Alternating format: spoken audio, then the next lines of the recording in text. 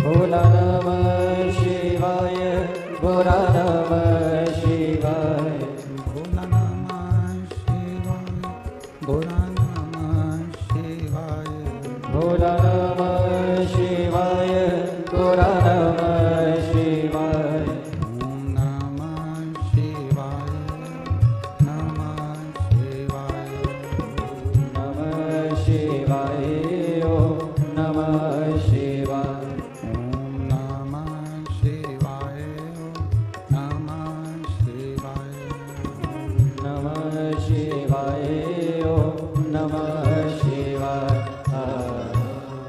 ओम नमः शिवाय, ओम नमः शिवाय, ओम नमः शिवाय। विश्वनाथ भगवान की जय, महाकालेश्वर भगवान की जय, कुबेरेश्वर महादेव की जय। हर हर महादेव, हर हर महादेव, हर हर महादेव। काशी विश्वनाथ, ओगरदानी, त्रिकालदर्शी, कैलाशी, अविनाशी भगवान शिव, जिनकी पुनीत पावन शिव महापुराण की कथा संपूर्ण विश्व के कल्याण हेतु बाबा देवादिदेव महादेव की कृपा से, करुणा से श्रवण करने का सौभाग्य आप और हमको प्राप्त हुआ है। बड़े भाग्यशाली हैं संपूर्ण छत्तीसगढ़ के निवासी, तिल्दा नेवरा के इस पावन पुण्यमय भूमि पर भगवान शिव की कृपा से अधिक मास और श्रावण के पावन अवसर पर पुण्यमय भगवान की पावन कथा को श्रवण करने का सौभाग्य मिला है।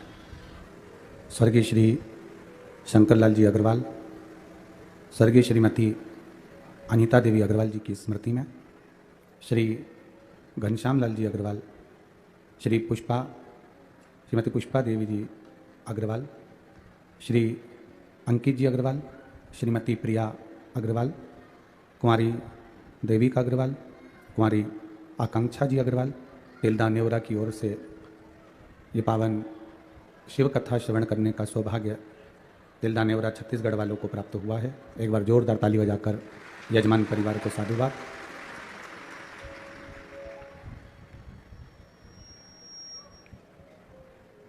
शिव की कृपा, करुणा, उदारता, पूरी रात्रि से पानी की जलवृष्टि तिल्दा नेवरा के इस संपूर्ण क्षेत्र में हो रही है और सुबह से ही फिर वापस पानी गिरना प्रारंभ हुआ। पूरे ग्राउंड में जल ही जल भरा हुआ था। अब ऊपर से तो ये टेंट लगाया जा सकता है, डोम लगाया जा सकता है, पर नीचे तो ज़मीन है, जहाँ से भी आएगा बह कर आ जाता है। मैं श्री घनश्याम जी अग्रवाल और उनकी पूरी कार्यकर्ताओं की टीम को प्रणाम करता हूँ, नमन करता हूँ, जिन्होंने इतनी व्यवस्था करी।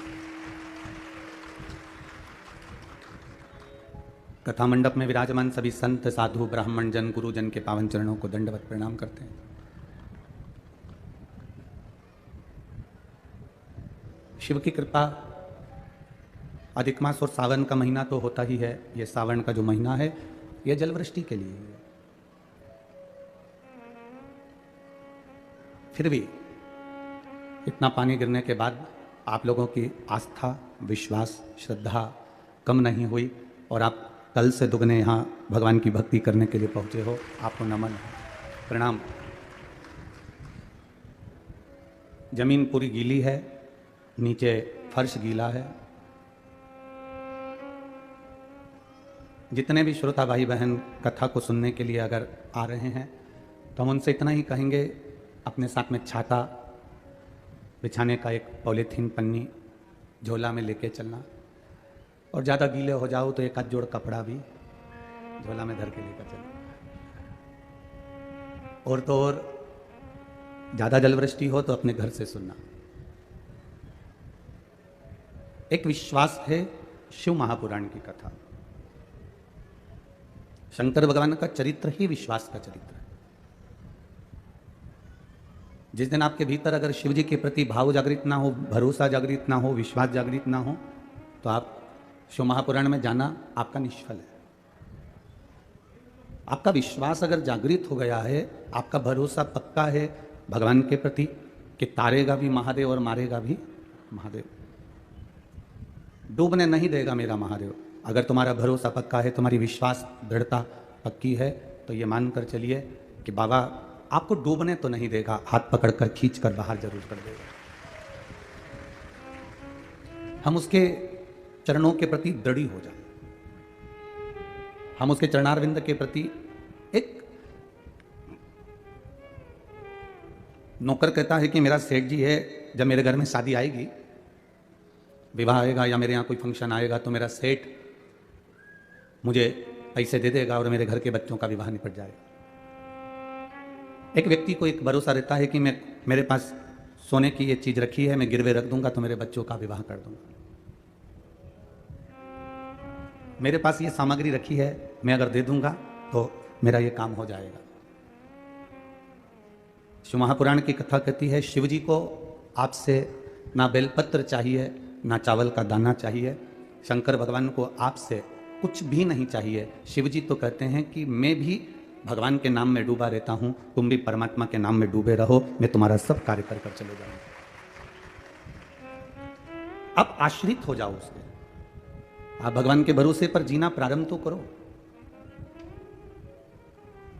हम दुनिया के भरोसे पर जीते हैं, पर परमात्मा के भरोसे पर नहीं जी पाते, हम उसके आश्रित नहीं हो पाते। कभी कभी हमारा पुण्य भी हो सकता है मरते समय तक पाप में बदल जाए। एक बार भगवान कृष्ण से रुक्मणी जी ने प्रश्न किया। भगवान कृष्ण से रुक्मणी जी ने पूछा, प्रभु आप एक बात बताइए, भीष्म पितामह आपका इतना भजन करते हैं, गुरु द्रोणाचार्य इतना भगवान की भक्ति करते हैं, इन दोनों ने कितना पुण्य कमाया है? राजा कर्ण कितना दान करता है, उसने कितना पुण्य कमाया है? राजा कर्ण के बराबर कौन दान कर सकता है? भीष्म पितामह के बराबर कौन पुण्य कर सकता है? गुरु द्रोणाचार्य के बराबर कौन सत्कर्म कर सकता है, कौन पुण्य कर सकता है? रुक्मणी जी ने पूछा, प्रभु आप एक बात बताओ कि भीष्म पितामह के बराबर कोई पुण्य नहीं कमा सकता, गुरु द्रोणाचार्य के बराबर कोई पुण्य नहीं कमा सकता, राजा कर्ण के बराबर कोई दान नहीं कर सकता, उसके बराबर कोई पुण्य नहीं कमा सकता, फिर भीष्म पितामह को मारने में, गुरु द्रोणाचार्य को मारने में और कर्ण को मारने में आपने पांडवों का साथ क्यों दिया? भीष्म पितामह ने जब इतना पुण्य कमाया था तो आपको उसके मरने में साथ नहीं देना था। गुरु द्रोणाचार्य के पास में इतना पुण्य था तो उसके मरने में आपको साथ नहीं देना था। राजा कर्ण ने जब इतना दान करा, पुण्य कमाया, तो उसके मरने में आपको साथ नहीं देना था। आपको भीष्म पितामह का साथ देना था, आपको गुरु द्रोणाचार्य का साथ देना था, आपको कर्ण का साथ देना था। फिर आपने उनके मरने का प्लान बनाया, उनके मरने का साथ दिया, ऐसा क्यों किया? क्या इन्होंने पुण्य नहीं किया था? भगवान कहते हैं रुक्मणी, भीष्म पितामह ने बहुत पुण्य करा था, गुरु द्रोणाचार्य ने बहुत पुण्य करा था, पर मरने से पहले उन्हें एक गलती कर दी। सभा में द्रौपदी का चीर खिंचा रहा था और भीष्म पितामह और गुरु द्रोणाचार्य उस सभा में बैठे थे और न्याय नहीं कर पाए, सत्य वचन नहीं कर पाए और बुरे लोगों का साथ दिया, इसलिए उनके मरने में मुझे साथ देना पड़ा।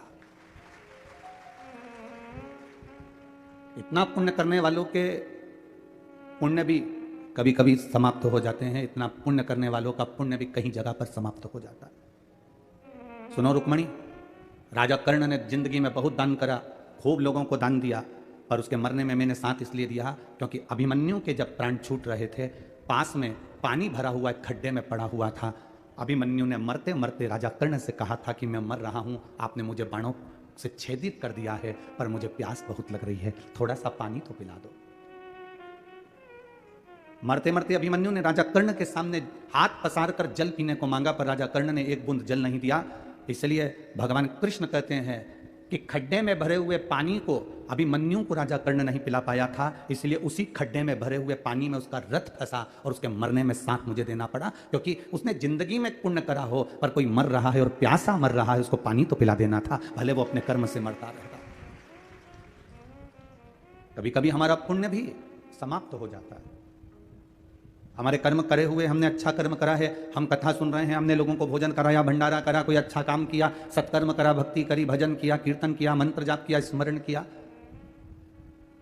पर हमारा करा हुआ पुण्य भी कभी कभी समाप्त हो जाता है। हम कई बार जहां कथा करने जाते हैं, वहां पर जो यजमान परिवार होते हैं, कथा करवाते हैं, तो हम उनको कहते भी हैं बड़े भाव से कथा का रस तत्व ग्रहण करना, और जितने भी भक्त आए ये समझना कि भक्त नहीं है, स्वयं मेरे शंकर भगवान के गण कथा सुनने के लिए पहुंचे हैं। इनका आदर करिए, इनका सम्मान करिए, आदर करिए।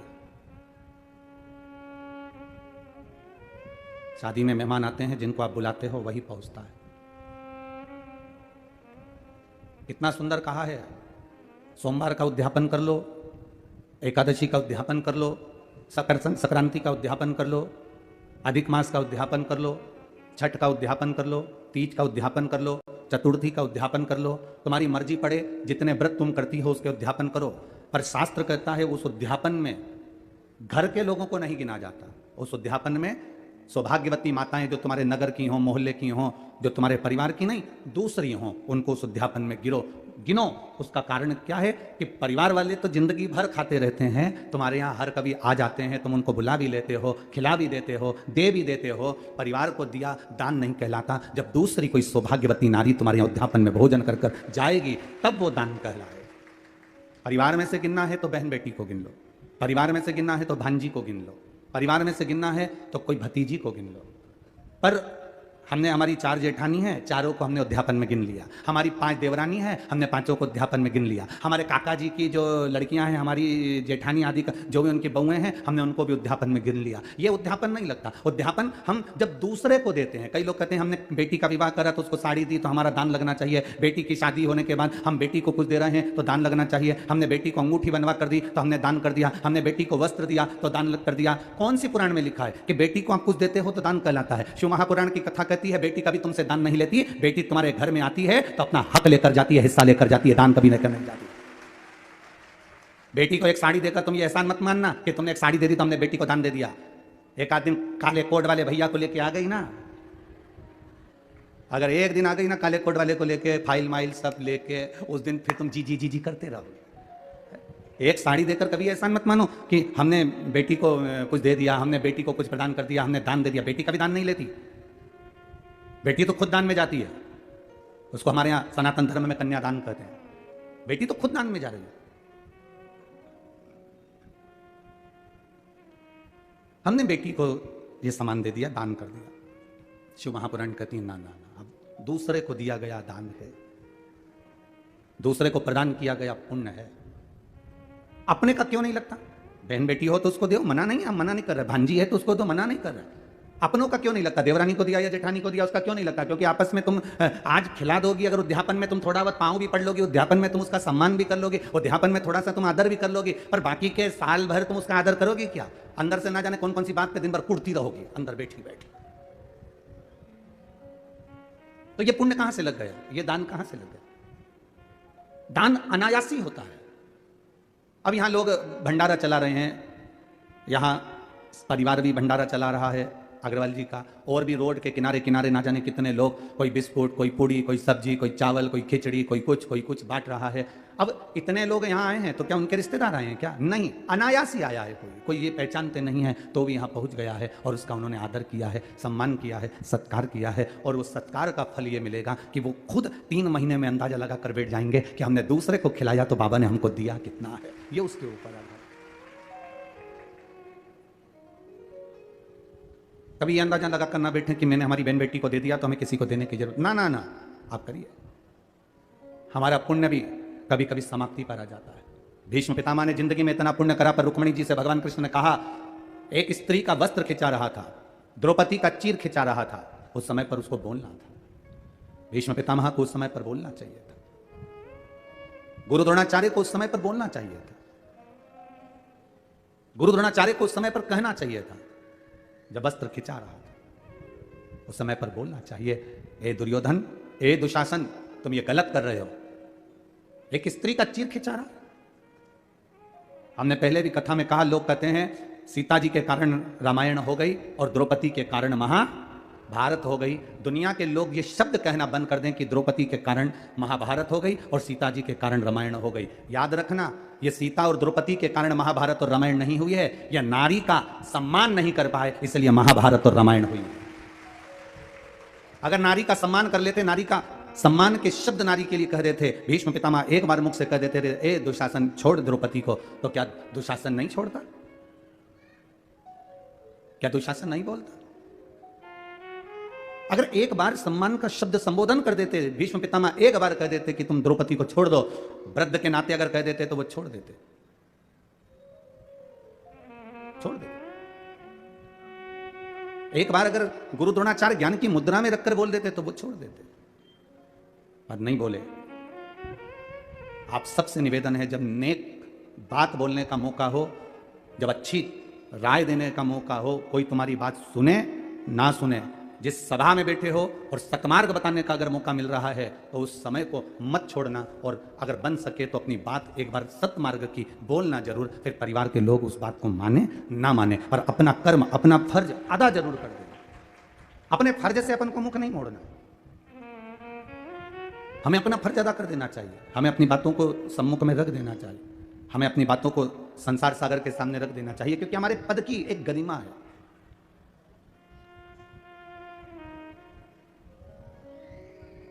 किस जगह पर आप बैठे हुए हो, किस स्थान पर आप बैठे हुए हो, उसकी एक गरिमा है। बहुत ध्यान देना, पाप कराने का काम इस पेट का होता है। पेट क्या कराता है? झूठ बुलवाता है, पाप कराएगा। पेट क्या कराएगा? भूख लगी है तो लोभ भी करवाएगा, आसक्तियां भी आएंगी, तृष्णा भी आएगी, वासना भी आएगी। पेट का काम है। पेट पाप करवाता है, पर पेट पाप करवा देता है, पर पेट कभी पाप का प्रायश्चित नहीं करता। पेट पाप करवाता है और ये जो पीठ है ये हमेशा प्रायश्चित करती है, बोझा ढोती है उस पाप का, और मेहनत कर कर इस शरीर को पार लगाती है। पेट में और पीठ में अंतर ही यही है। पेट पाप कराने का कार्य करता है, पेट हमको पाप की ओर लेकर जाता है। थोड़ा सा लोभ बढ़ता गया, बढ़ता गया, बढ़ता गया। थोड़ा महंगाई बढ़ी तो और वस्तुओं की महंगाई बढ़ा दी। 1 रुपए की चीज 4 रुपए में, 4 रुपए की 8 रुपए में, 8 रुपए की 10 रुपए में, 10 रुपए की 20 रुपए में बढ़ती चली गई, बढ़ती चली गई, बढ़ती चली गई। हमने उसका अधिक फल पा लिया, पर भोगना तो पीठ को पड़ा है, भोगना तो पीठ को पड़ा। इसीलिए बार बार पहले भी कहा, मत बुरे कर्म कर बंदे वरना पछताएगा, भगवान की आंखों से तू बच नहीं पाएगा, तू बच नहीं पाएगा। अरे ओ अज्ञानी मत कर नादानी, अरे ओ अज्ञानी मत कर नादानी। तेरे कर्म का फल भी तू ही पाएगा, जैसा किया तूने तेरे आगे आएगा। मत बुरे कर्म कर बंदे वरना पछताएगा, भगवान की आंखों से तू बच नहीं पाएगा, तू बच नहीं पाएगा। अरे ओ अज्ञानी मत कर नादानी। आप स्थान की मर्यादा रखिए। सास हो, सास की मर्यादा रखिए। ससुर हो, ससुर की मर्यादा रखिए। ननंद हो, ननंद की मर्यादा रखिए। भाभी हो, भाभी की मर्यादा रखिए। भाई हो, भाई की मर्यादा रखिए। भीष्म पितामह अगर अपनी मर्यादा रख लेते और उस जगह पर भीष्म पितामह थे, घर के सबसे बड़े, सबसे वृद्ध, सबसे बड़े, अगर एक बार उठकर कह देते दुशासन चीर छोड़ बहू का, द्रौपदी के चीर को हाथ मत लगा लेना दुशासन, और द्रौपदी से कह देते बेटी आओ यहां बैठो, बैठ जाओ, अपनी गांधारी सास के पास जाकर बैठ जाओ, रोमती उसके पास जाकर बैठो, तो दुशासन और दुर्योधन की हिम्मत नहीं होती कि वो चीर खींच लेते। पर मर्यादा हट गई। एक बड़ा अपनी मर्यादा ना छोड़े, एक छोटा अपनी मर्यादा ना छोड़े, एक बहू अपनी मर्यादा ना छोड़े, एक सास अपनी मर्यादा ना छोड़े। जो अपनी मर्यादाओं में घिरे हुए हैं वो अपने जीवन को सार्थक कर लेते हैं। ड्राइवर की सीट पर किसी को गाड़ी चलाना नहीं आती, बस का ड्राइवर बस लेकर आया, चाय पीने के लिए नीचे उतर गया, उसकी सीट पे कोई दूसरा चढ़कर बैठ गया, किसी को नहीं मालूम कि ये ड्राइवर है कि नहीं, कोई वहां से निकल कर जा रहा था और उसने कह दिया ड्राइवर साहब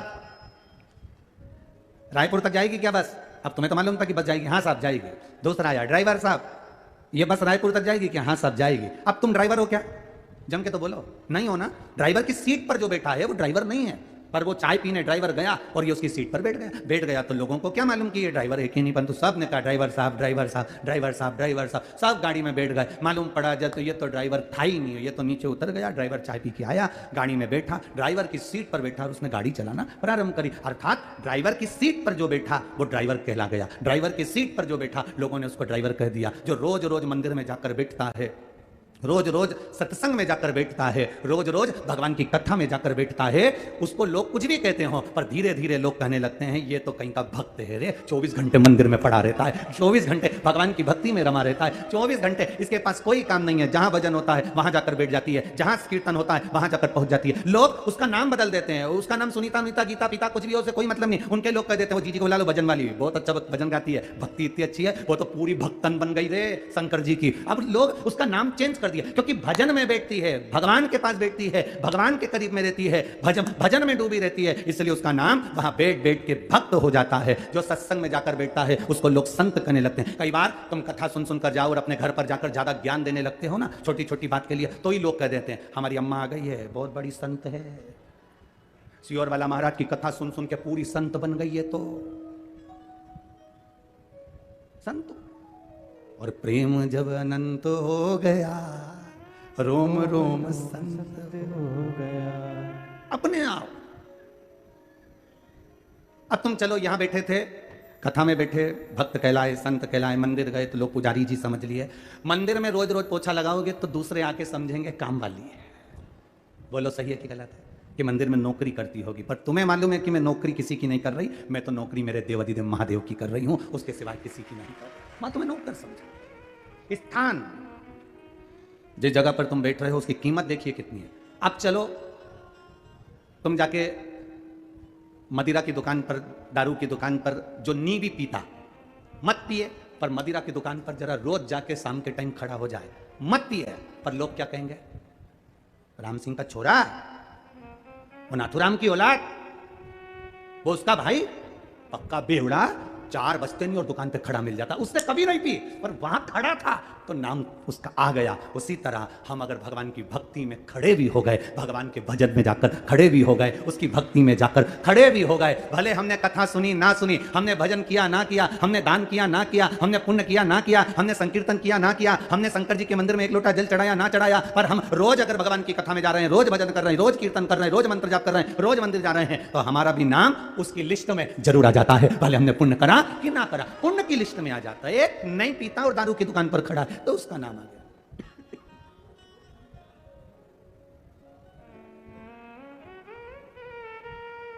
अब रोज भजन करेंगे, भजन में आपका नाम आ गया। कल कथा चल रही थी नंदनार की, बधुआ मजदूर है, और ऐसा बधुआ मजदूर जिसका सेठ 4 घंटे छुट्टी देता था और 20 घंटे काम कराता था। बधुआ मजदूर है, बधुआ मजदूर इतना काम कराता था कि कभी छुट्टी नहीं देता था। एक दिन उस नंदनार के हृदय में एक बात आ गई और उसको 25 किलोमीटर दूर जो तिरुंगपुर मंदिर है, तिरुपुंगुर के उस शिव जी के मंदिर में दर्शन करने जाना है। उसने अपने सेठ जी से कहा, सेठ जी मुझे तिरुपुंगुर जाकर महादेव का दर्शन करना। सेठ जी ने कहा, कभी तेरे घर में तेरी माताजी मर जाती है, कभी तेरे घर में तेरे पिताजी मर जाते हैं, कभी तेरे घर में शादी आ जाती है, कभी तेरे घर में काम आ जाता है, कभी तेरे घर में फंक्शन आ जाता है, जब देखो जब छुट्टी मारकर चला जाता है। कोई छुट्टी नहीं मिलेगी, काम करो, शंकर जी के पास जाने की जरूरत नहीं है। तुम शिव जी के मंदिर चले जाओगे तो क्या शंकर जी तुम्हारा काम कर लेंगे? चलो काम करो अपने। नंदनार सेठ जी के घर में बधुआ मजदूर था। बधुआ मजदूर का मतलब है कि बिक चुका था, बिक गया।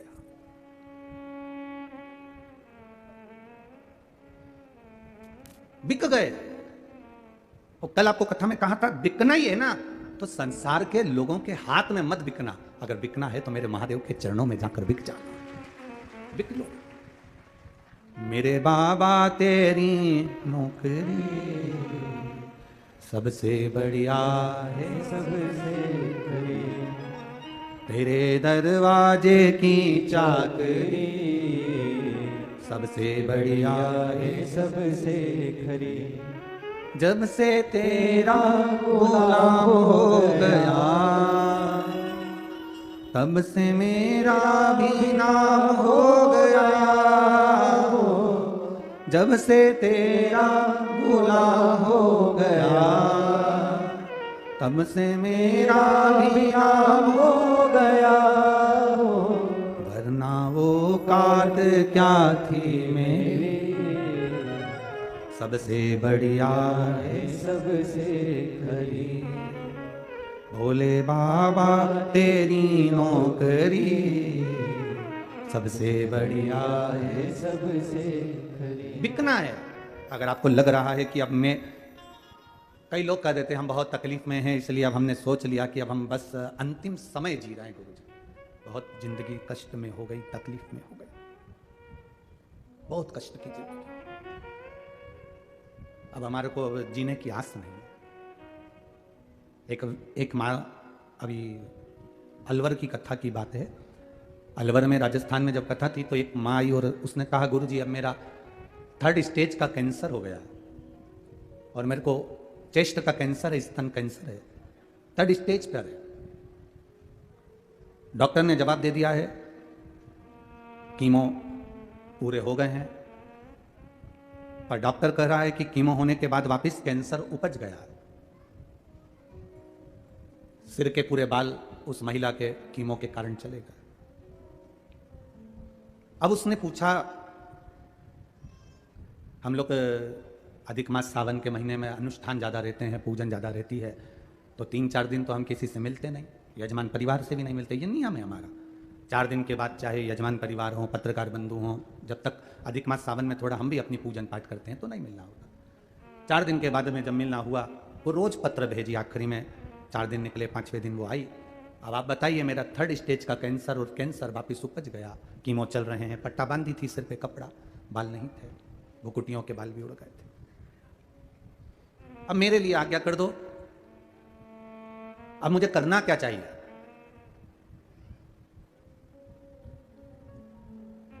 क्या करूं मैं? हमने कहा कुछ मत करो, डॉक्टर जो दवाई दे वो खाओ और अब खुद को, अपने आप को, अब परिवार वालों का मत समझो, अब अपने आप को महादेव को समर्पित हो जाओ कि अब तू जैसा रखेगा रख ले। उसका आचमन, 1 लोटा जल चढ़ाना, आचमन करना। कहा गुरुजी शरीर, मेरे बच्चे मुझे यहां तक लेकर आ गए, अब ये शरीर ऐसा हो गया कि चल भी नहीं सकते, चल भी नहीं सकते। हमने कहा शिव जी के मंदिर पहले गए हो? गुरुजी पहले तो हम कभी मंदिर नहीं गए, पर जब से बीमारी का मालूम पड़ा है तब से मंदिर तो हम जा रहे हैं, शिव जी को जल चढ़ा रहे हैं, पर बीमारी अभी भी बनी हुई है। हमने कहा कोई बात नहीं, अब तुम जल चढ़ाने नहीं जा सकते, कोई बात नहीं, अगर तुमने 1 महीना भी पहले जल चढ़ाया है, 15 दिन भी चढ़ाया है, 20 दिन भी अगर तुमने जल चढ़ाया है तो चिंता मत करना, उसने तुम्हारा हाथ पकड़ा है, तुमने 10 दिन उसकी सेवा करी है तो 10 साल तुम्हारी सेवा करने को तैयार बैठा है, चिंता मत करना, छोड़ दो उस पर। अब अपने आप को हम परमात्मा पर छोड़ क्यों नहीं देते? एक घड़ी ऐसी हो, एक पल ऐसा हो, उसमें परमात्मा पर छोड़ दिया जाए। एक किसी ने पत्र लिखा है,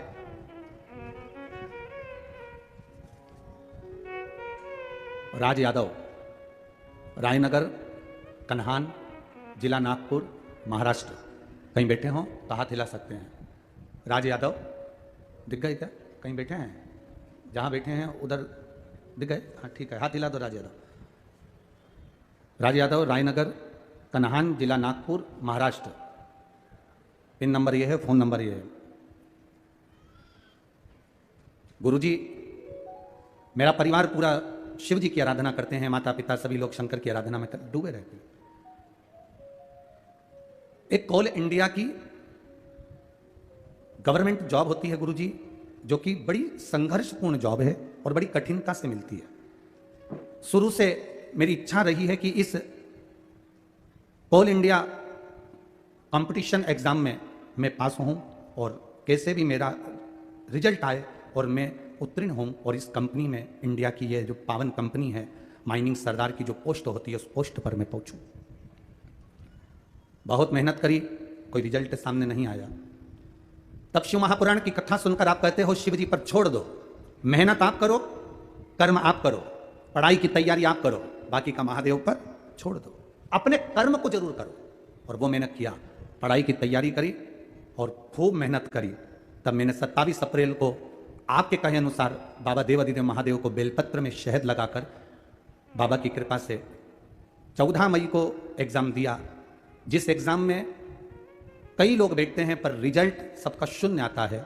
और बाबा की कृपा से ऑल इंडिया रैंक 33 मेरा आया और बाबा की कृपा से मैं माइनिंग सरदार के पद पर नियुक्त हो गया। मैं बाबा को यहाँ प्रणाम करने के लिए आया हूँ, यही शिव कृपा। साधुवादे बाबू, आपको बैठ जाइए। हर हर महा। आपका लक्ष्य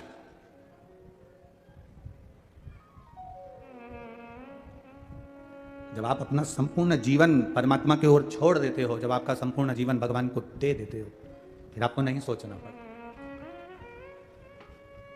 उस माँ ने कहा कि मेरे को करना क्या है। हम कह दें कि तुम एक काम करो कि घर में रहो, वो कहती है मैं करूं क्या, मैं जा नहीं सकती, मैं मंदिर जा नहीं पाती, इस अवस्था में 3rd स्टेज के कैंसर में पलंग पर पड़ी रहती हूं, उठ नहीं पाती, मैं करूं क्या। तब उसको याद करो जिसको तुमने एक लोटा जल चढ़ाया है, जिसको तुमने जल समर्पित करा है, तुम उसको स्मरण करो। और जब आप उसे याद करोगे, आपको कल कथा में कहा था, अंत समय प्रभु आना पड़ेगा, वचन दिया तो निभाना पड़ेगा। आए ना आए प्रभु कुटुंब कबीला, अंत समय प्रभु आना पड़ेगा। आज इस कथा को, इस बहन की कैंसर की कथा को इसलिए लिया क्योंकि आज सवेरे उस बहन का घर से मैसेज आया कि हमारी माता जी की तबीयत कम से कम 75% ठीक हो गई है, इसलिए बाबा की ये कथा को छोड़ दो उसको। एक बहन ने पत्र लिखा है, उसको भी कैंसर जैसा रोग।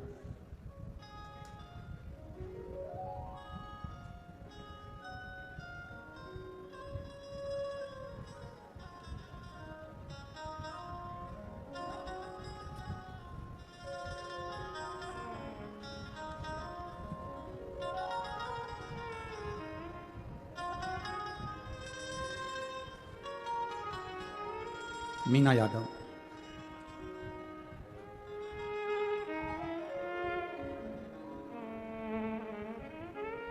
कामिनी यादव, ओडिशा, कटामबाजी है, आप लोग समझ गए ना, काटाबाजी, अच्छा ठीक है ना। कहीं बैठी हैं, हाथ हिलाइएगा जहाँ कहीं बैठी हैं। आप ही हैं, हाँ जी, हाथ हिला लो सर, ठीक है। हाँ, एक बार वापिस हाथ हिलाओ, एक बार वापस, ठीक है। कामिनी यादव, ओडिशा, पटाबाजी से आई हूँ। गुरुदेव, एक लोटे जल का मैं क्या वर्णन करूँ। मेरी छोटी बेटी को कैंसर हो गया था। डॉक्टर ने बताया कि गले में कैंसर है और पूरा घर चिंता में आ गया। रायपुर में उसका इलाज हुआ, संजीवनी हॉस्पिटल में इलाज करवाया, कैंसर में कोई आराम नहीं लगा। तब किसी ने कहा कि सियोर वाला महाराज दोपहर में कथा करता है, टीवी पर आती है, जरा सुनो, उसमें कुछ ना कुछ बताएगा। उस दिन कथा में कुछ नहीं बताया, बस सारी समस्या का हल, एक लोटा जल बताया। हमने वो जल चढ़ाना प्रारंभ करा, दवाई चलती रही। डॉक्टर ने कहा गले का कैंसर है, ये रहेगा। गुरुदेव, आपने कथा में कह दिया कि भगवान के भरोसे रहो, ना घर के भरोसे ना परिवार। अब हमने सोच लिया, हमारी छोटी बेटी को हमने हमारा नहीं माना और शिव जी के भरोसे कर दिया। बाबा की कृपा का हम क्या गुणगान करें गुरुदेव।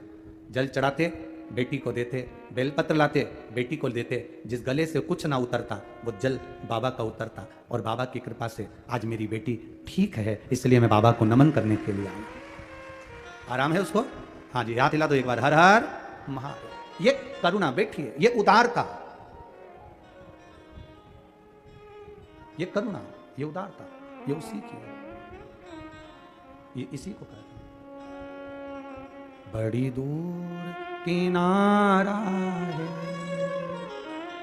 कश्ती भी पुरानी है, बड़ी दूर किनारा है, कश्ती भी पुरानी है, भोले बाबा सुन भी लो ये मेरी कहानी है, बड़ी दूर किनारा है, कश्ती भी पुरानी है, भोले बाबा सुन भी लो ये मेरी कहानी है। ये शरीर, ये सब कुछ परमात्मा पर सौंप दो। कश्ती है कैसी? ये शरीर किसका? इतने रोगों से ग्रसित ये शरीर, और उसके बाद भी हम इसको समझें कि अपना। बड़ा रोग आने पर समझ लेना कि ज्यादा जलवृष्टि होती है तो नदी उफान पर आती है, उफान पर आती है तो खतरे के निशान तक पहुंच जाती है। बोलो सही है कि गलत है? खतरे का एक निशान होता है, नदी जब उफान पर आती है तो खतरे के निशान तक पहुंच जाती है। खतरे के निशान तक अगर नदी पहुंचती है तो गांव के डूबने की आशा हो जाती है। इसलिए नदी खतरे के निशान तक आए तो मकान को जल्दी खाली कर कर गांव को खाली करवा दिया जाता है। उसी तरह चलते चलते जीवन में जब रोग बढ़ते चले जा रहे हैं, बीमारियां बढ़ती चली जा रही हैं, तकलीफें बढ़ती चली जा रही है, बीमारियां घेरती चली जा रही है, तो समझ लें कि अब नदी खतरे के निशान तक पहुंच गई है। उस समय पर सबसे चतुरता का काम करना, मकान खाली कर देना। मकान खाली करना मतलब अपने दिल से परिवार, बंधु, कुटुंब, लोभ, लालच, अहंकार, तृष्णा, ये सब खाली कर दो और इस खाली मकान में शंकर को विराजमान कर दो, अपने हृदय में शिव को बसा लो। बड़ी दूर किनारा है, कश्ती भी पुरानी है, भोले बाबा सुन भी लो ये मेरी कहानी है। कौन समझे, कौन साधे?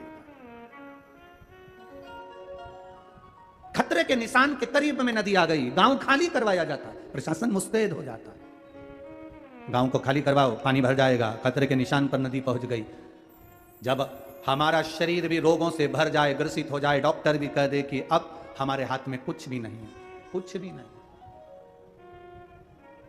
अब हमारे हाथ में कुछ भी नहीं, खतरे के निशान पर आ गई, खतरे के निशान। एक पत्र हम अग्रवाल जी के यहाँ रुके हैं तो वहां कोई देकर गया था, तो हमने वो पत्र यहां पर भेजा था। अगर होगा, यहां पहुंचे होंगे पत्र, तो हम ये रहा खतरे के निशान पर। देखिए, श्रीमती कुमारी देवांगन, पति श्री जीवन रमन देवांगन, बेटा सोनू देवांगन, नगर खरोरा, ठीक है। मोबाइल नंबर ये है। कहीं बैठे हैं? कहीं बैठे हो तो हाथ हिला सकते हैं अगर कहीं बैठे हो। श्रीमती कुमारी देवांगन, पति श्री जीवराम देवांगन, देवांगन, बेटा सोनू देवांगन, नगर खरोरा, मोबाइल नंबर ये है। कहीं बैठे हो तो हाथ हिला सकते हैं। महाराज जी, मैं तिल्दा से लगे खरोरा की रहने वाली हूं। आज तक मैं सुनती थी कि शंकर की कथा सुनने वाले को कांटा भी नहीं लगता है। ये मैंने केवल सुना था, आज तक मैंने ये कभी देखा नहीं था। लोग कहते हैं शिव महापुराण की कथा में एक बार दिल तो लगाओ, बाबा उसका नज़ारा जरूर दिखाता है। बस सुनती थी, ऐसा सुना था, पर कभी मैंने टीवी पर भी नहीं देखा।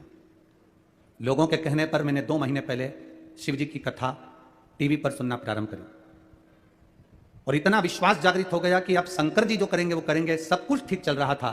मेरा छोटा बेटा सोनू बाइक से गिरा तो उसके पेट में चोट लग गई। मुझे मालूम भी नहीं पड़ा, उसको हॉस्पिटल ले गए। अंदर पेट की जो खून की थैली थी वो फट गई। हॉस्पिटल में जब तक हम पहुंचे तो डॉक्टर ने उसके चेहरे पर सफ़ेद चादर डाल दी थी।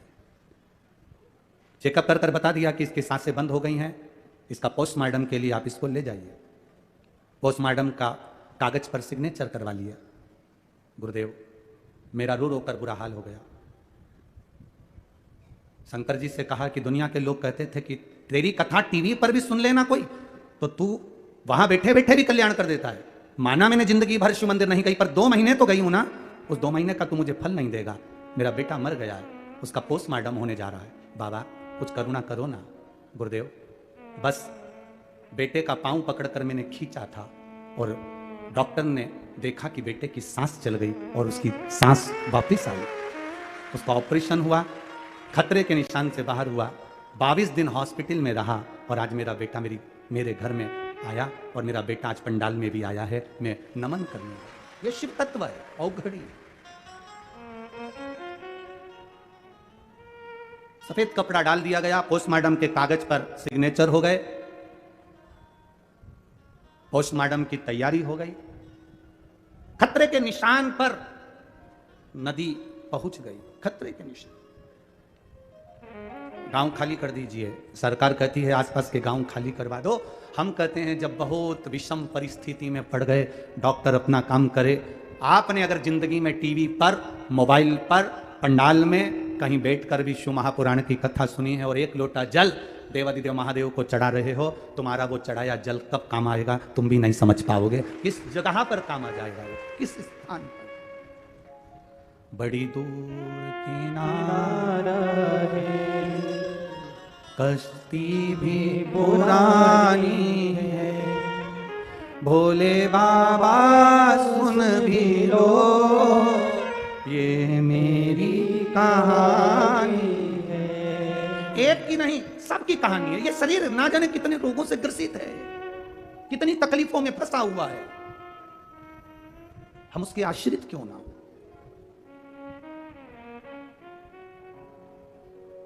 दुनिया के लोग कहते हैं कोई ऐसा बाबा मिले जो चमत्कार कर दे।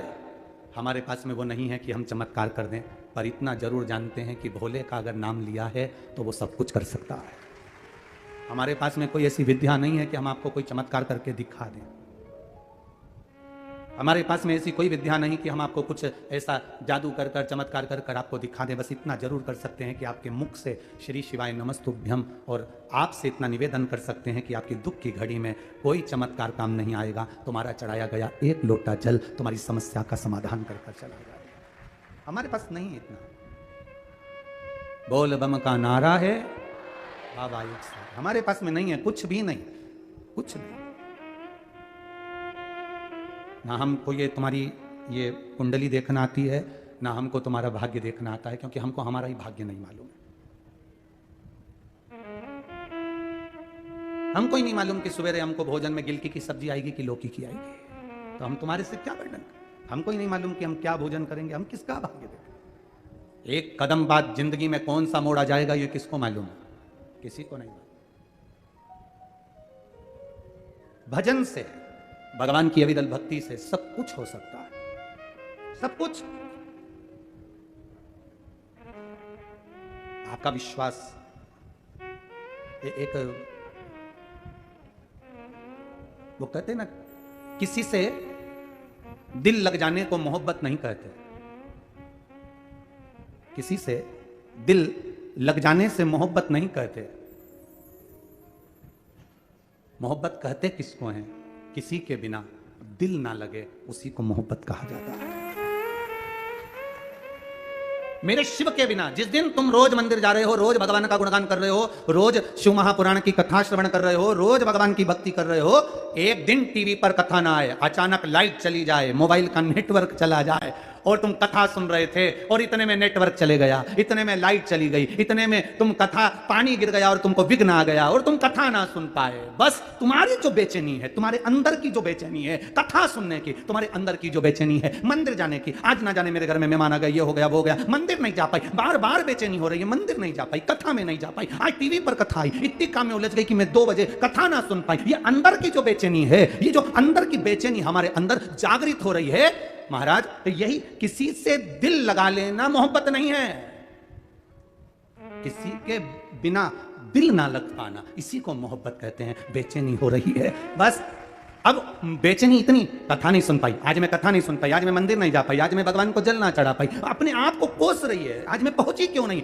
बस तुझसे मिलने के लिए तेरी कसम एक मुलाकात जरूरी है। रोज प्रतिदिन जिसके दरवाजे जाती हूँ, रोज प्रतिदिन जिससे मैं मिलने जाती हूँ, रोज प्रतिदिन जिसका मैं भजन करती हूँ, उस परमात्मा का आज मुझे दीदार क्यों नहीं हुआ? आज मैं शिव के मंदिर जाकर एक लोटा जल क्यों ना चढ़ा पाई? आज मैं कथा में क्यों ना पहुंच पाई? आज मैंने टीवी क्यों ना चालू कर पाई? आज मेरा नेटवर्क क्यों खत्म हो गया? आज मेरा बैलेंस कैसे खत्म हो गया? मैं भगवान की कथा क्यों नहीं सुन पा रही हूँ? आज कारण क्या है? बस ये बेचैनी तुम्हारी नहीं है। तुम्हें लगता है कि मैं भगवान के लिए इतना तड़प रही हूं, ये बेचैनी तुम्हारी नहीं है। वो परमात्मा तुम्हारे लिए तड़पता है तो अंदर से तड़पन उत्पन्न होती है।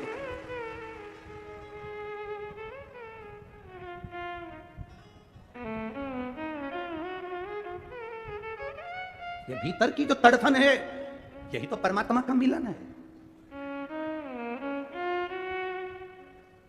उद्धव जी ने गोपियों से पूछा था, क्यों गोपियों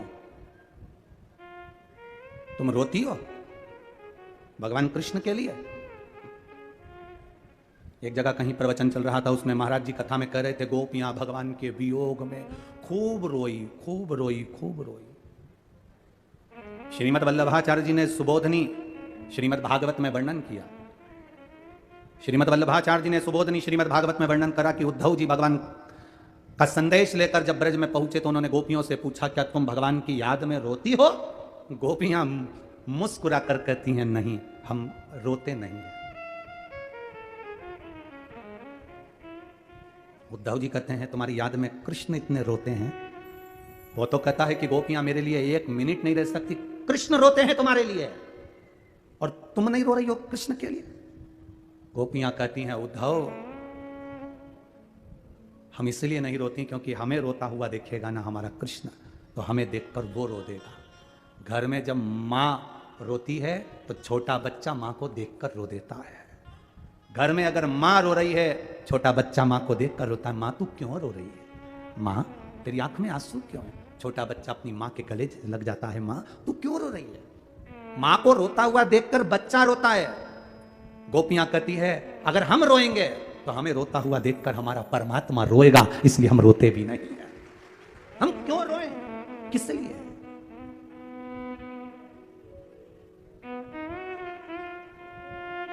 जो असल में है मस्ती में डूबे, उन्हें क्या परवाह जिंदगी। जो उतरती है चढ़ती है मस्ती, जो उतरती है चढ़ती है मस्ती। सावन का महीना आया, तिलक लगा लिया। सावन का महीना आया, लोटा लेके मंदिर पहुंच गए। सावन का महीना आया, रुद्राक्ष की माला पहन ली। सावन का महीना आया तो हर हर महादेव कह लिया। बाकी के समय पर जैसे थे वैसे ही दिख रहा। ये तो उतरती है चढ़ती है मस्ती, वो हकीकत में मस्ती नहीं है। इसको मस्ती कहेंगे, इसको अलमस्तता कहेंगे, इसको भक्ति कहेंगे। 4 दिन तिलक लगा लिया, 5वें दिन जैसे कि जैसे ही। 2 दिन श्री शिवाय नमस्तुभ्यम बोल लिया, बाकी के समय वैसे की वैसे ही। 8 दिन मंदिर चले गए, 10वें दिन वापिस वैसे की वैसे हो। इसको मस्ती कहेंगे। जो उतरती है चढ़ती है मस्ती, वो हकीकत में मस्ती नहीं है।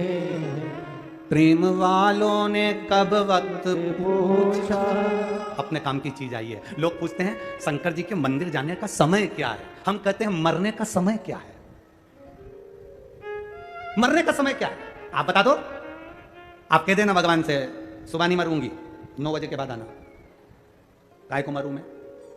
मुझे नहीं मरना। भगवान मान जाएगा? अरे बोलो तो जम के, नहीं मानेगा। मरने का कोई समय नहीं होता तो महादेव के पास जाने का भी कोई समय नहीं होता। कोई समय।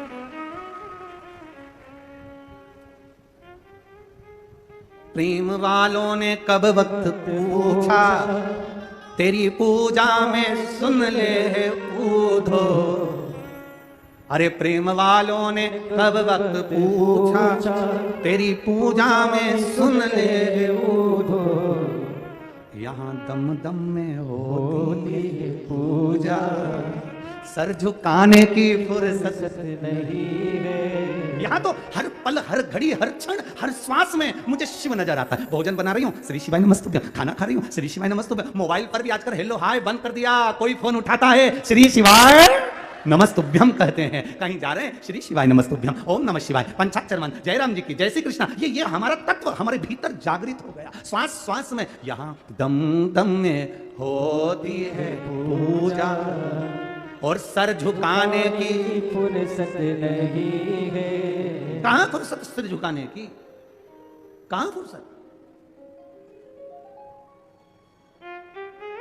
त्रिजटा विभीषण की लड़की, विभीषण की धर्मपत्नी शर्मा, उसकी पुत्री त्रिजटा, शंकर की उपासक त्रिजटा। अपने पिता से पूछा था त्रिजटा ने, विभीषण से पूछा था त्रिजटा ने, पिताजी भगवान की अविरल भक्ति कैसे मिल सकती है। त्रिजटा से कह दिया था विभीषण ने, शंकर की आराधना करा कर, शिव की स्तुति करा कर, शंकर के मंदिर जाया कर, शिव को एक लोटा जल चढ़ाया कर। त्रिजटा ने भगवान शंकर की आराधना करना प्रारंभ कर। एक दिन त्रिजटा भगवान शिव की भक्ति में डूबी हुई थी और देवादिदेव महादेव अलमस्त होकर त्रिजटा के सामने प्रसन्न होकर आ गए। त्रिजटा को देखा, शिव ने बच्चे का रूप धारण करा, त्रिजटा के सामने पहुंच गए। त्रिजटा क्या कर रही हो। त्रिजटा कहती है मैं शंकर भगवान का श्रृंगार कर रही हूं। त्रिजटा से देवादिदेव महादेव बाल्य अवस्था का रूप धरकर पूछ लिए, इस शिव की आराधना से मिलता क्या है। त्रिजटा कहती है पता नहीं क्या मिलता है, पर मेरे पिताजी ने कहा सब कुछ इन्हीं से मिलता है, सब कुछ इन्हीं से मिलता है। हाँ कुछ चाहिए तेरे को। नहीं, मुझे तो केवल एक कहानी सुनना है, जब भी शंकर जी मिलेंगे ना तो उनसे कहानी सुनूंगी। अब छोटी सी बच्ची त्रिजटा, क्या कहानी सुनना है। तो मुझे कहानी सुनना है कि शंकर जी ने सती को त्याग क्यों दिया था, शंकर भगवान ने सती को क्यों त्याग दिया था, क्यों वो समाधि में लीन हो गए थे, क्यों तपस्या में लीन हो गए थे, क्यों साधना में लीन हो गए थे, क्यों सती को उन्होंने छोड़ दिया था और सती ने अपना शरीर जलाकर भस्म कर दिया था। बस ये मेरे अंदर उचिष्टा होती है, ये सुनने की चाह बढ़ती है, ये तलब मुझे पाना है, मुझे जानना है कि शंकर ने ऐसा क्यों करा था। तब छोटे से बच्चे के रूप में शिव जी ने कह दिया। उसका केवल एक कारण था, वो कारण सीता की रूप धरकर, सती सीता का रूप रखकर राम जी की परीक्षा लेने चली गई थी, इसलिए सती का त्याग कर दिया था।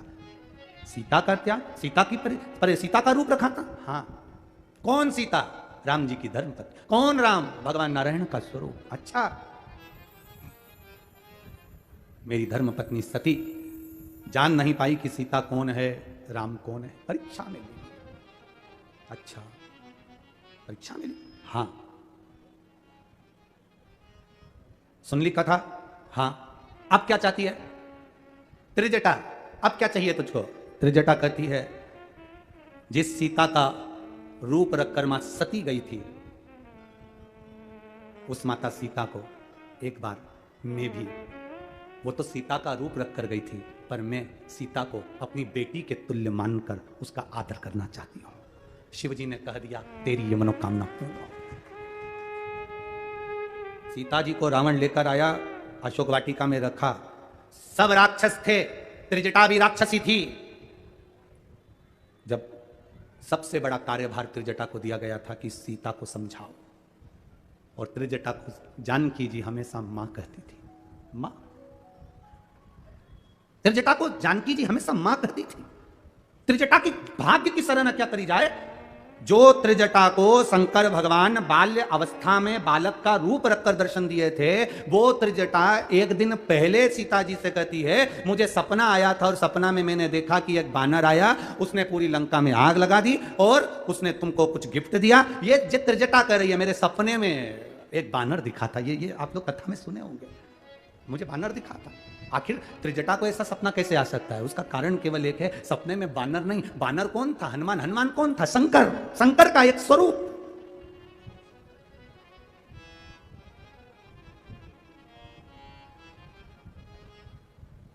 शंकर सुमन केसरी, शिव का एक स्वरूप सपने में आकर कह गया मैं लंका में आग लगा दूंगा। अब स्वयं त्रिजटा कह रही है मेरे बाबा ने मुझे सपना दिया, सपने में बानर नहीं शिव आए हैं, आएंगे, पहुंचेंगे। सीता जी को कह दिया, समय आया, सीता जी की खूब आदर करी त्रिजटा ने। सब समय निकल गया, सारा समय निकल गया, राम जी को सीता भी मिल गई। सीता जब अग्नि परीक्षा देकर जाने लगी, त्रिजटा मां सामने खड़ी थी। आनंद रामायण कहती है त्रिजटा सामने खड़ी थी और जानकी जी के सम्मुख में जानकी मां अपनी मां से मिलने त्रिजटा से आई। त्रिजटा ने कहा बेटी अब जा रही हो, तुम यहां से जाओ और अयोध्या का राज्य पाओ, मेरी आनंदमय भाव तुम्हारे साथ में है। त्रिजटा की आंख से आंसू बह रहे थे, आंख से आंसू।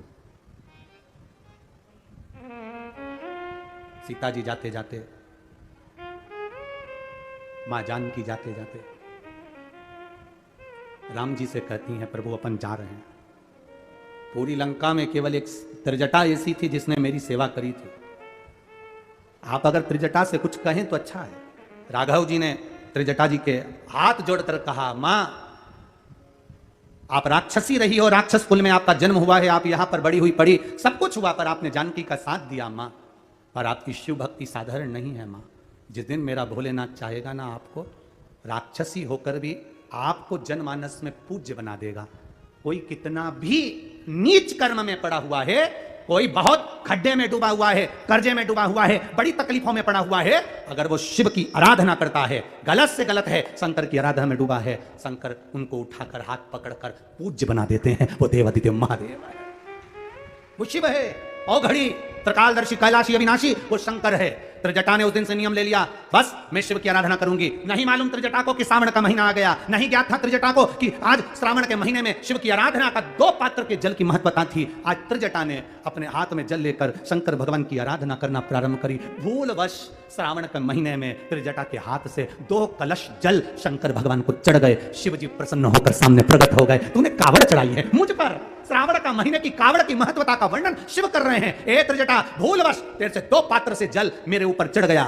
त्रिजटा, तुझे कुछ चाहिए? त्रिजटा कहती है, मृत्यु तो आना है, प्राण तो छूटना है, बस इतनी कृपा कर दो कि आपके चरणों का धाम मिल जाए। शंकर जी ने कहा, चिंता मत कर, जिस काशी में मैं रहता हूं उस काशी में त्रिजटा तू भी रहेगी, मैं तुझे वहां विराजमान करूंगा। जिस काशी विश्वनाथ के मंदिर में विश्वनाथ रहते हैं, उससे थोड़ी दूरी पर साक्षी विनायक मेरा पुत्र गणेश रहते हैं। उस गणेश के नजदीक में त्रिजटा तू बैठेगी।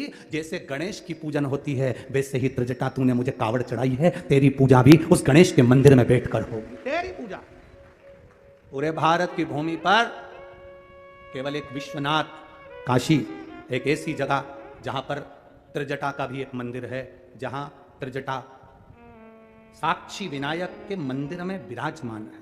और मार्गशीर्ष कृष्ण पक्ष की प्रतिपदा पर आज भी पूरे विश्व की माताएं वहां जाकर त्रिजटा का पूजन करती हैं, क्योंकि त्रिजटा हमेशा एक बात कहती रही थी माता सीता से, जानकी ए बेटी चिंता मत करना, जब तक मैं हूं तेरे हाथ का चूड़ा अमर रहेगा, मैं जब तक हूं तेरा सौभाग्य अमर रहेगा, मैं जब तक हूं तेरा पति नहीं जा सकता। युद्ध के मैदान में लंकाधिपति रावण के 10 सिर हो, लंकाधिपति रावण के पास कितनी भी सेना हो, पर मैं बैठी हूं जब तक अशोक वाटिका में, शंकर की उपासक मैं हूं, मैं बैठी हूं तब तक तेरे मांग के सिंदूर को पूछने नहीं दूंगी। जानकी जी को वर देती रही हैं। आज भी त्रिजटा वहां काशी में, आप कभी अगर काशी जाएं तो काशी विश्वनाथ मंदिर के नजदीक में ही आप पूछेंगे कि साक्षी विनायक का मंदिर कौन सा है। साक्षी विनायक के मंदिर में जाकर पंडित जी से कहना, हमें त्रिजटा माता के मंदिर में दर्शन करा दो, वो आपको दर्शन करा देगा, क्योंकि वो सौभाग्य की देवी के रूप में पूजा गई, शिव की आराधना में लगी थी ना।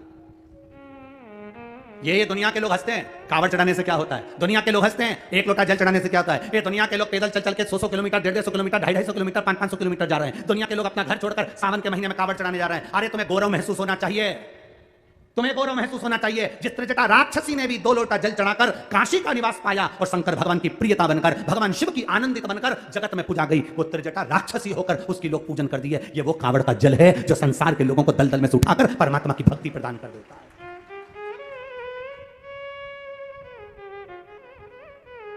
केवल ये अभी 16 अगस्त को सीहोर की जो अमावस्या और अधिक मास की अमावस्या और ये सावन के मिलन की जो कावड़ है 16 अगस्त को सुबह 9 बजे सीहोर में, कोई हमने केवल एक दिखावे के लिए नहीं रखी है। ये बाबा का जो कावड़ सीवन नदी से सुबह 9 बजे भरा कर 11 किलोमीटर चलना है, सहजता नहीं है। लोग बोलते बोलते बोल बम का नारा है, बाबा एक सहारा है, चले जाए बाबा को चढ़ा देंगे। और एक निवेदन करूंगा, जितने लोग सीहोर पहुंचे उस कावड़ को भरने के लिए, उनसे कहूंगा आपके जितने विरोधी हैं उनको भी लिखवा कराना कि मैंने 16 अगस्त की कावड़ भरी है।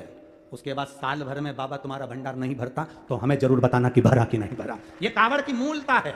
आपका 2 कदम चला हुआ त्रिजटा का जीवन का आनंद सुख पाया। त्रिजटा एक नदी उफान पर रहती है तो आ जाता है कि ये खतरे के निशान पर है, खाली कर दो गांव को, बस इस मन को अहंकार से, वासना से, तृष्णा से, लोभ से, आसक्तियों से खाली कर दो, इसमें शिव को विराजमान करो।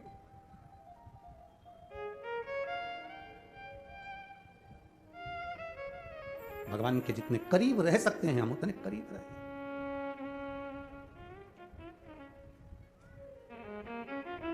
एक मेरे मन में ऐसी आवे डमरू में बन जाऊं।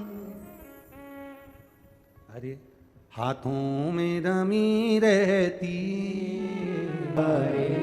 वेश है मंगल मंगलकारी, शमशान वासी हमारा, शमशान वासी हमारा, ओ भोला सब दुख का तुम्हारा, ओ भोला सब दुख का तुम्हारा। शिव कथा कर रही है। नंदनाथ 24 घंटे में से 20 घंटा काम कर रहा है, उसको जाने नहीं दिया। तू नहीं जाएगा, काम करेगा क्या? तेरे बत्तल का काम क्या तेरा महादेव कर जाएगा? ताना देने वाले बहुत ताना देते हैं, अपशब्द कहने वाले बहुत अपशब्द कहते हैं, बोलने वाले बहुत बोलेंगे। कभी जब पढ़ने का समय हो, बच्चों से निवेदन है कि विद्या अध्ययन दिल से करो।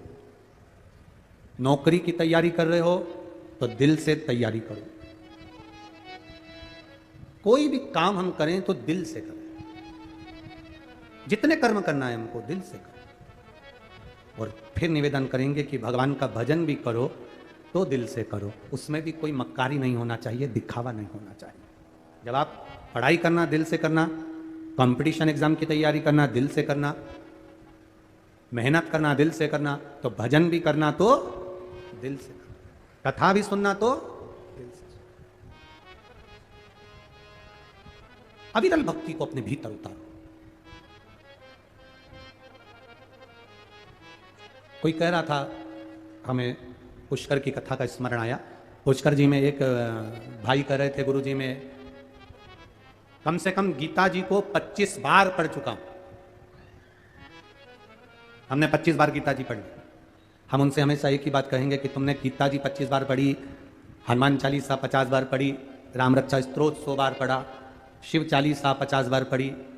हम मानते हैं तुमने गीता जी 25 बार पढ़ी, पर हमारा निवेदन केवल इतना है, 25 बार गीता पढ़ने से ज्यादा जरूरी है गीता के 25 बातों को अपनी जिंदगी में उतार लेना। उससे हमारा जीवन का कल्याण है। हम पढ़े, कई लोग यहां पर बैठे होंगे जो बोलते होंगे आप लोगों को, हमने तो सियोर वाला गुरु जी की कम से कम 10 कथा सुनी है। रायपुर गई थी, भाटापारा गई थी, कौकड़ी गई थी, यहां गई थी, वहां गई थी, तिलदा भी आ गई। हमने तो 5 बार सुनी। हमारा निवेदन है, तुमने सुनी तो मना नहीं है, पर सुनकर अपने अंदर उतारी कितनी वो मूल। श्रवण करने के बाद हमने अपने जीवन में कितना उतारा, श्रवण करने के बाद हमने अपनी जिंदगी में कितना इसको धारण करा। अगर आप आस्था चैनल पर कथा सुन रहे हो, फेसबुक यूट्यूब पर कथा सुन रहे हो, पंडाल में बैठकर कथा सुन रहे हो, तो हमारी जिंदगी में इस कथा को उतार कितना रहे। एक पत्र आया है, देखिए।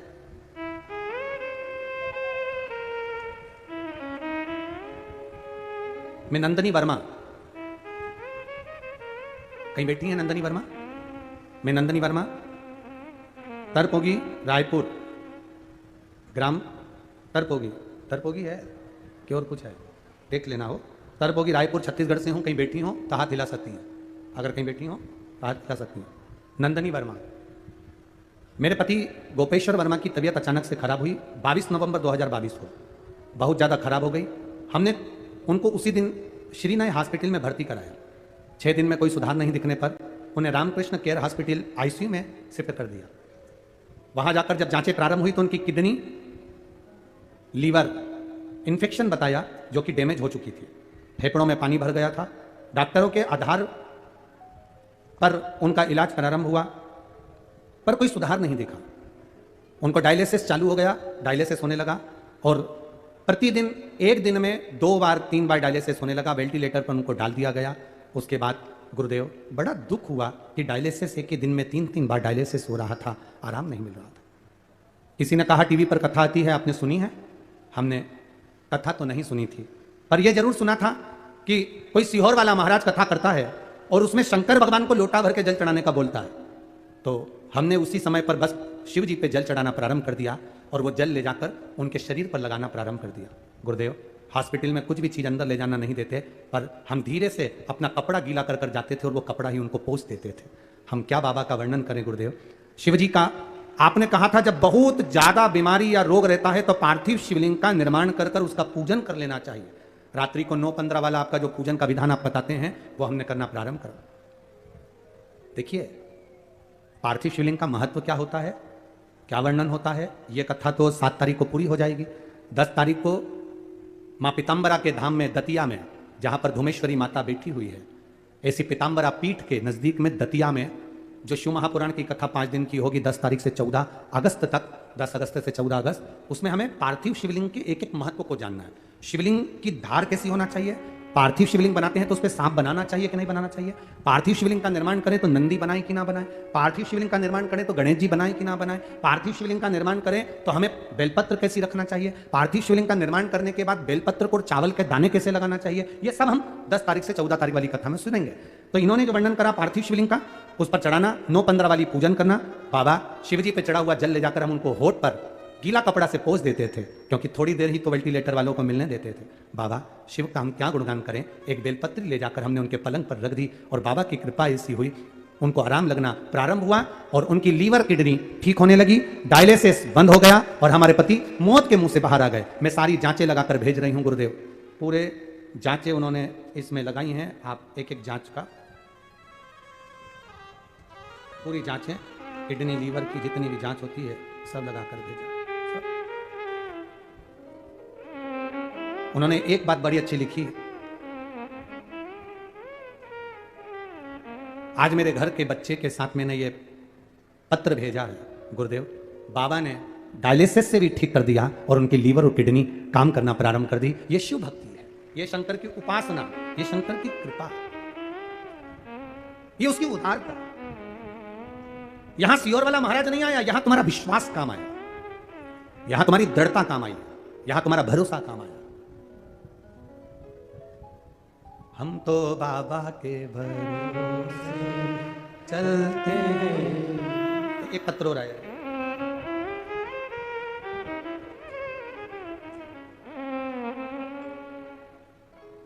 मैं बिमला डनसेना, पति पुष्पेंद्र डनसेना, कहीं बैठे हैं,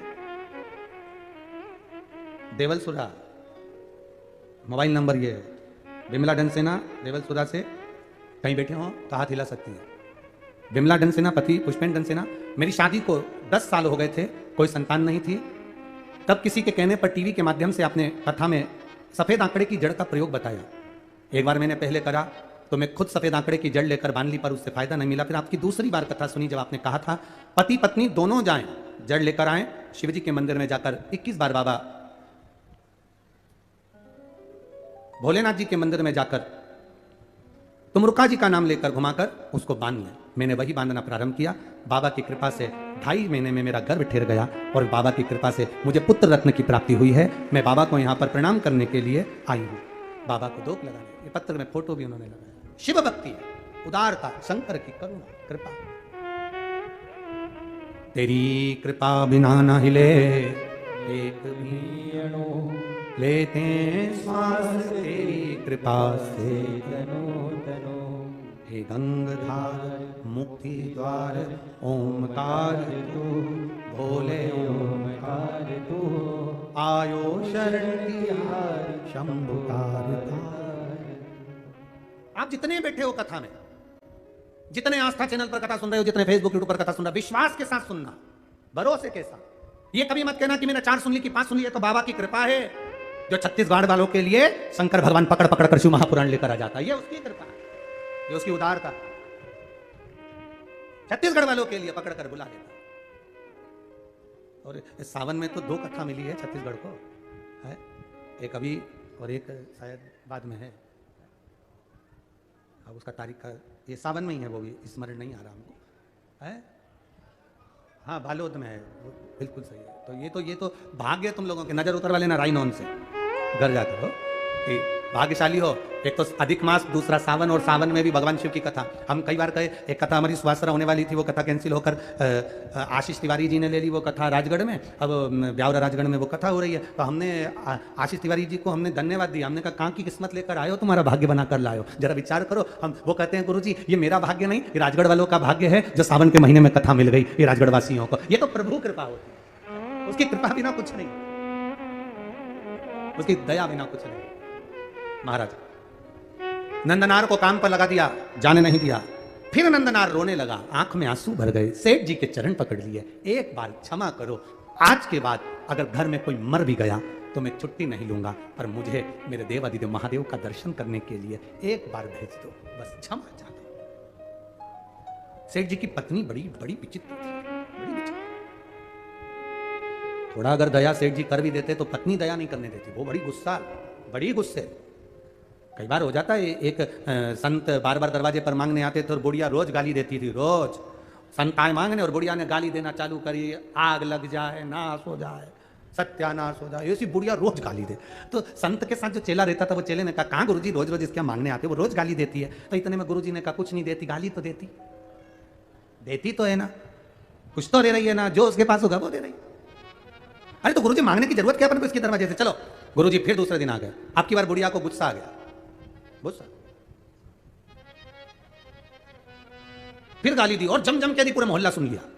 इतने में गुरुजी ने अपने चेले से पूछा, ये बता कि ये बुढ़िया रोज गाली क्यों देती है। तो क्या गुरुजी, इसकी 4 बहुएं हैं और चारों बहू के घर में औलाद नहीं है। अच्छा, चारों बहू के घर में औलाद नहीं, इसने पोते का मुंह ही नहीं देखा, इसलिए इसको गुस्सा ही आता रहता, जब देखो जब सबको गाली देती है। बहुओं को दे, बेटा उनको दे, किसी को नहीं छोड़े, ये तुम्हें भी दे दी, अब सोचो इससे बढ़कर क्या, भगवान को भी देती रहती है, अगरबत्ती नहीं लगाए, दिया नहीं लगाए, गाली दे। गुरुजी ने कहा कोई बात नहीं, चलो फिर मांगने पहुंच गए। अब की बार बुढ़िया को गुस्सा आ गया, गुस्सा आते थे, बुढ़िया लगा रही थी पोछा, हाथ में था पोता, और बुढ़िया से कहा, मां भिक्षाम दे। बुढ़िया ने कर लिया, जो दिया पोता धर के, तो महाराज के मुंह पे पड़ा। अब जो ये पोछे का पोता जो महाराज के मुंह पे पड़ा, महाराज जी ने उसको उठा लिया। महाराज जी ने कहा, मां तूने मुझे पोता दिया, भगवान तुझे पोता दे दे, तूने मुझे दिया, भगवान तुझे दे। गुरुजी, चेले ने पूछा, गुरुदेव आपने इसे पोता होने का आशीर्वाद क्यों दिया। गुरुजी बोले, इसने आज तक कुछ भी नहीं दिया था, आज पहली बार जिंदगी में एक फटे हुए कपड़े का दान तो किया, उस दान का फल यह होता है कि घर में वंश बढ़ जाता है, इसलिए मैंने पोता दिया। दान की मूलता क्या है, दान की मूलता क्या, आप कुछ तो दे रहे हो, भगवत भजन। अब यहां पति अगर दया कर भी दे तो पत्नी ने दया नहीं करी। पत्नी बोली, एक बात सुन ले, ए नंदनार, मेरी मुख से एक बात सुनकर जा, अगर तुझे शंकर जी के मंदिर जाना है, शिव जी की भक्ति करना है, शंकर का दर्शन करना है, तो जो हमारी 40 एकड़ जमीन है, इस 40 एकड़ जमीन को अभी रात में ही सुबह 4 बजे तक पूरी हाँक दे, 40 एकड़ जमीन को पूरी हाँक दे। अब सेठ जी बधुआ मजदूर रखे थे तो बेल को काम नहीं करने देते थे, मजदूर हल लेकर हाँकता था, बेल नहीं चलते थे। तो सेठ जी ने कहा कि जाओ 40 एकड़ जमीन को हाँक लो, 40 एकड़ जमीन को पूरा हाँको, इसके बाद सुबह 4 बजे के बाद जाना। मजदूर अपने कुटिया में झोपड़े में गया, झोपड़े में जाकर विचार करने लगा, बाबा क्या करूं। मजदूर को नहीं मालूम था कि शंकर से मिलने की तड़प क्या होती है, वो तो बस केवल तड़प रहा था, नंदनार केवल तड़प रहा था शिव से मिलने के लिए। आज रात्रि को नंदनार ने भगवान से मिलने के लिए 2 पात्र में जल भरकर रख लिए, रात्रि को।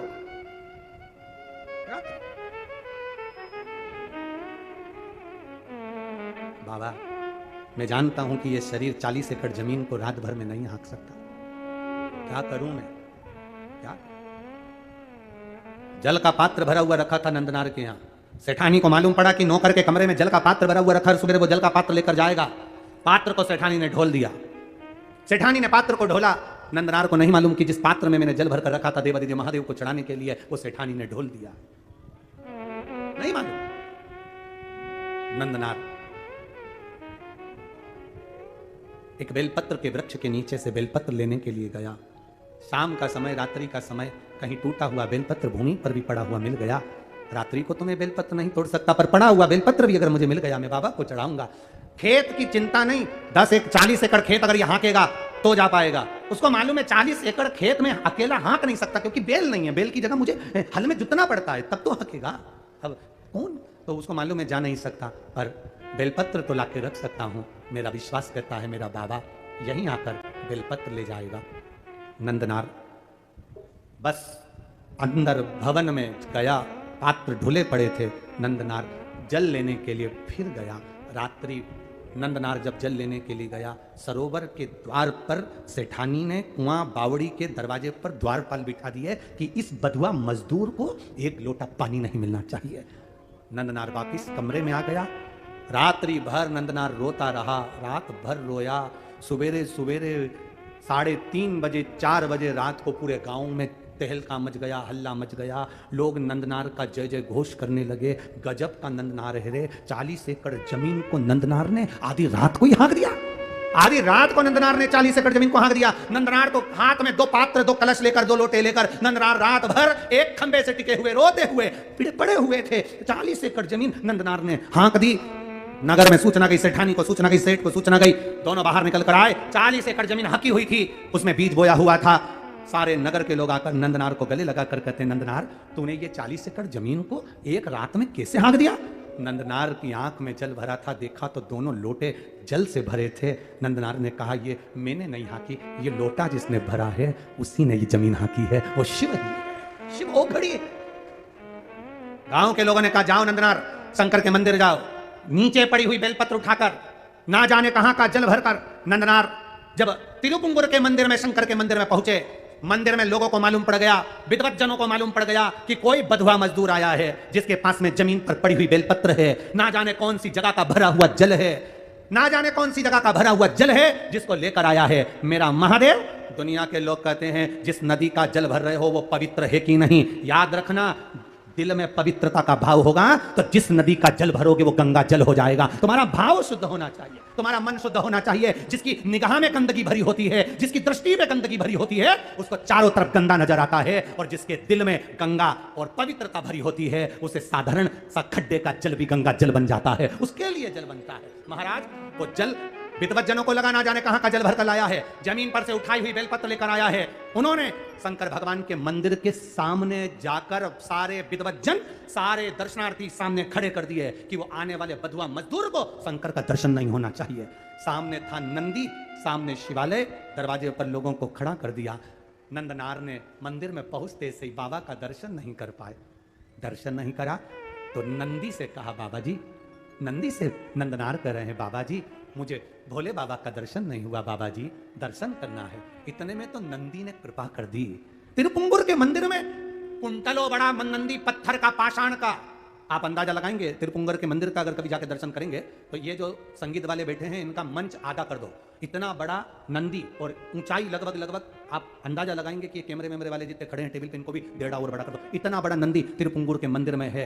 जब नंदनार ने कहा, मुझे भोले का दर्शन नहीं हुआ, बेलपत्र कावड़ का जल लाया हूं, नंदी ने कहा, चिंता मत करो, मैं सरक जाता हूं, मेरी जगह पर तुम खड़े हो जाओ। और नंदी हट गया।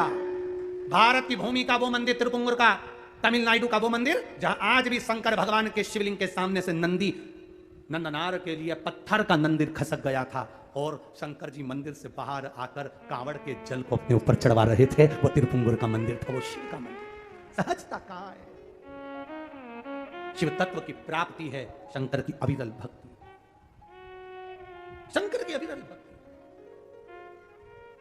आप दिल से उसको रिझाएंगे वो दिल से मिलेगा, आप दिल से उसको मनाएंगे वो दिल से मिलेगा। आपकी दृष्टि के अनुकूल सृष्टि की रचना है। आपके मन में पाप भरा है, कपड़ भरा है, छल भरा है, बेईमानी भरी, प्रपंच भरा, और त्रिपुंड लगाकर और खूब जोरदार कपड़े मपड़े पहनकर रुद्राक्ष की माला धारण कर भगवान को रिझाने का प्रयास करोगे, 24 घंटे बैठकर अभिषेक पूजन करोगे, मेरा महादेव प्रसन्न नहीं होगा। मेरे महादेव को प्रसन्न करने का एक तरीका है कि उसको दिल से रिझाओ। निर्मल मन सो मोहि पावा, मोहि छल छिद्र कपट न भावा। भगवान को दिखावा प्रिय नहीं, भगवान को तुम्हारा भाव प्रिय है। और मेरा विश्वास करता है जितने भी भक्त ये कथा को सुन रहे हैं, जहां सुन रहे हैं, आप लोगों के हृदय में शिव समाया है, तो मेरा महादेव तुम्हारी झोली को खाली नहीं छोड़ने वाला, भरकर ही भेजता है। उसकी तात्विकता सुख हो। संत बन गया नंदनार, संत बन गए। उसके बाद में उनको परिवार, कुटुंब, कबीला, कहां नौकर, कहां चाकर, किसी से मतलब नहीं। 2 लोटा जल सावन के महीने में। दुनिया के लोग हंसते हैं, ये सियोर वाला महाराज तो हर कुछ करवाते रहता है। कई लोगों को बड़ी बड़ी विद्वत्ता में बैठकर बड़े बड़े विद्वान भी हमें अपशब्द कहने के लिए तैयार रहते हैं। इसमें तो अकल नहीं, सियोर वाले में तो लक्षण नहीं। कभी ऐसी बेलपत्र चढ़वा देगा, कभी मूंग का दाना चढ़वा देगा, कभी चावल चढ़वा देगा। आप दिल से उसको रिझाने का प्रयास करिएगा। दिल से 1 लोटा जल नहीं, सावन के महीने में 2 लोटा जल। अगर नंदनार की कथा सुने हो, त्रिजटा की कथा सुने हो, अभी तो आगे चरित्र, जरा कांवर के चरित्र सुनिए तो। राम जी, माता जानकी जी कांवर चढ़ाने जा रही हैं। मां जानकी स्वयं कांवर चढ़ाने गई, क्या जरूरत पड़ गई थी माता? उस जल के महत्व को पहचानो, सारी समस्या का हल 1 लोटा जल, और सावन के महीने में 2 लोटा जल। लोग हंसते हैं, कभी कनेर का फूल चढ़वा देता है महाराज, कभी दुर्वा चढ़ा देता है, कभी स्वामी का पत्ता चढ़वा देता है महाराज। लोग बड़े बड़े आश्चर्य में पड़कर अपशब्द कहते हैं, ताने देते हैं, बड़ी बड़ी पीठों पर बैठकर अपशब्द कहते हैं, निंदा करते हैं 24 घंटे। फिर भी हम निंदा सुनने को तैयार हैं। बस आपसे इतना सा निवेदन है कि मेरे महादेव की भक्ति मत छोड़ना, तो वो तुम्हें नहीं छोड़ने वाला। उसका स्मरण मत छोड़ना, वो तुम्हें नहीं छोड़ने वाला। जपते रहो पंचाक्षर मंत्र नमः शिवाय, जपते रहो षडाक्षर मंत्र ओम नमः शिवाय, जपते रहो श्री शिवाय नमस्तुभ्यम, जपते रहो राम नाम, जपते रहो कृष्ण नाम। तुम्हारे भीतर भगवान की अविरल भक्ति को प्रारब्ध से आनंद से प्रवेश कराने का प्रयास करना, वो तुम्हारे भीतर बैठेगा, आएगा तुम्हारे भीतर, कर जाएगा सारा।